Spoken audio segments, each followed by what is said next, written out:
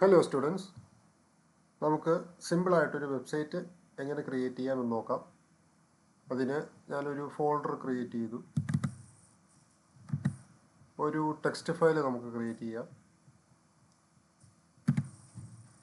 അതിൻ്റെ പേര് ഇൻഡെക്സ് എന്ന് കൊടുക്കാം.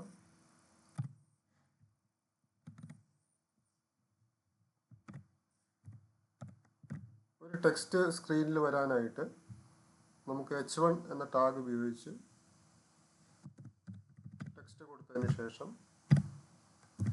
ആ ടാഗ് ക്ലോസ് ചെയ്യുക, സേവ് ചെയ്യുക.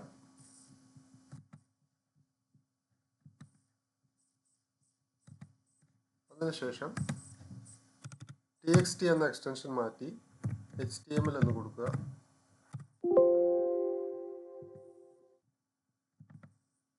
ഇനി അത് റൺ ചെയ്ത് നോക്കുമ്പോൾ നിങ്ങൾക്ക് അതിൻ്റെ റിസൾട്ട് കാണാൻ പറ്റും. അപ്പോൾ ഏറ്റവും സിമ്പിളായിട്ടുള്ളൊരു എക്സാമ്പിളാണ് ഞാൻ പറഞ്ഞത്.